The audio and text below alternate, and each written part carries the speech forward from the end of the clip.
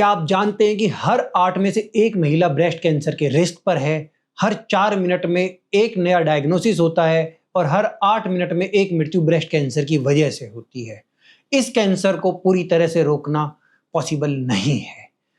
इसको जल्दी डिटेक्ट करना ही सबसे बड़ा बचाव है और यही सेकेंडरी प्रिवेंशन है। ज़्यादातर लोग ब्रेस्ट की गांठ या लंप के वार्निंग साइंस को तो जानते हैं, लेकिन इसके अलावा भी कुछ ऐसे साइलेंट और हिडन साइंस होते हैं जिनको डॉक्टर्स भी जोर शोर से नहीं बताते हैं और इनको इग्नोर करना खतरनाक साबित हो सकता है। तो चलिए जानते हैं इस वीडियो में इन्हीं साइंस और सिम्टम्स के बारे में। नमस्कार, मैं doctor Kaushal Yadav, surgical oncologist, आपको ब्रेस्ट के उन छिपे हुए साइंस के बारे में बताता हूं जिनसे कई बार हमारे पेशेंट परेशान होते हैं और शुरुआत में उसको इग्नोर कर देते हैं। सोचिए, एक सुबह अचानक आप पाते हैं कि एक साइड का ब्रेस्ट लाल पड़ गया है, थोड़ा गर्म महसूस हो रहा है और ऊपर की स्किन संतरे के छिलके जैसी दिखाई दे रही है। छूते हैं तो कहीं पे ब्रेस्ट में लंप फील नहीं होता है। पिछले महीने ही सुबह अचानक हमारे एक फ्रेंड का फ़ोन आया था जिसे इस तरह के सिम्टम फील हुए थे और ढंग से जांचने पर पता चला कि उसको इन्फ्लेमेटरी ब्रेस्ट कैंसर था। इन्फ्लेमेटरी ब्रेस्ट कैंसर सिर्फ 1 से 5% लोगों में होता है, लेकिन ये इतना एग्रेसिव होता है कि महीनों में नहीं हफ्तों में फैलता है। बॉडी की सेल्स के बीच में फ्लूइड बनता है जिसे लिम्फ कहते हैं और जो लिम्फेटिक के नॉर्मल रास्ते से जाता है। इन्फ्लेमेटरी ब्रेस्ट कैंसर के अंदर कैंसर की सेल्स इन्हीं लिम्फेटिक को ब्लॉक कर देती हैं, जिससे लालामी, थोड़ी गर्मी या इन्फेक्शन जैसी फीलिंग होती है। इस तरह के साइंस और सिम्टम्स को इन्फेक्शन समझकर इग्नोर कर देना बहुत घातक भूल हो सकती है। अगर किसी को इस तरह के सिम्टम्स रहें तो इंतजार बिल्कुल नहीं करना है, तुरंत डॉक्टर से मिलना है और इवैल्यूएशन प्रॉपरली और अच्छे से करना है। ब्रेस्ट का जो निप्पल पहले से बाहर नॉर्मली निकला हुआ है अचानक से अंदर की तरफ धंस जाए या किसी एक तरफ झुक जाए तो समझ जाइए कि अंदर से कोई ट्यूमर उसके ऊपर दबाव डाल रहा है।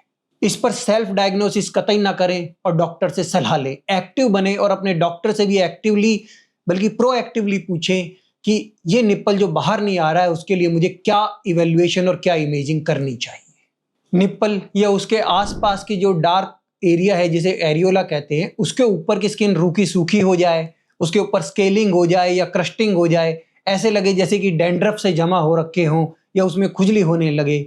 मॉइस्चराइजर इस तरह की प्रॉब्लम को सॉल्व नहीं करते हैं। स्टीरॉयड वाली क्रीम्स भी इसमें टेम्परेरी रिलीफ ही देती है।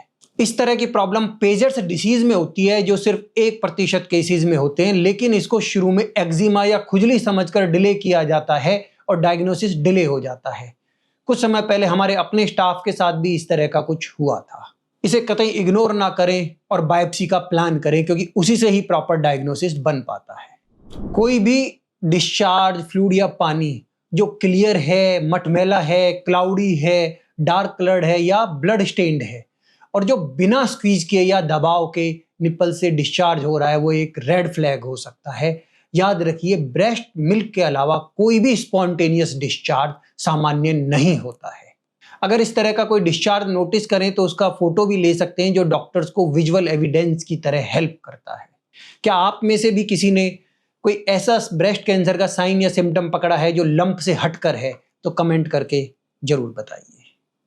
ब्रेस्ट की स्किन के अंदर कहीं पे कोई थिकनिंग या गाढ़ापन दिखाई दे, उसमें कोई डिम्पलिंग या अंदर की तरफ गड्ढा दिखाई दे, तो ये चिंता का विषय हो सकता है।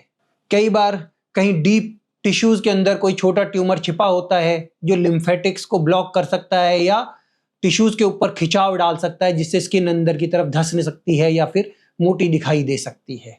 ऐसे सिम्टम आने पर आप अपने डॉक्टर से सीधा भी पूछ सकते हैं कि ये थिकनेस किसी इन्फेक्शन की वजह से है या किसी कैंसर की वजह से जो अंदर कहीं डीप में छिपा हुआ है। यदि आपने या आपके किसी नोन ने इस तरह के किसी भी साइन, सिम्टम या संकेत को कभी महसूस किया है तो ये वीडियो तुरंत यहीं पर आप स्टॉप करें और अपने डॉक्टर के साथ अपॉइंटमेंट बुक कराएं। ये जानकारी जितना हो सके उतना शेयर करें। इसे महिलाओं और पुरुषों दोनों को शेयर करें, क्योंकि पुरुषों के अंदर भी ब्रेस्ट कैंसर हो सकता है और अधिक अवेयरनेस नहीं होने के कारण ज़्यादातर केसेस में डायग्नोसिस डिले होता है। ये इंफॉर्मेशन आपके लिए कितनी मीनिंगफुल रही, कमेंट के अंदर जरूर बताइए। आपकी सतर्कता ही आपकी सबसे बड़ी शक्ति है और आरोग्यम केयर हमेशा आपके साथ है। कैंसर से रिलेटेड कोई भी असमंजस है, ट्रीटमेंट में कोई दुविधा है, तो आप हमसे बिना हिचकिचाए संपर्क कर सकते हैं। और कैंसर से रिलेटेड बेस्ट इंफॉर्मेशन और बेस्ट ट्रीटमेंट देने के लिए हम अपने हर संभव प्रयास करेंगे।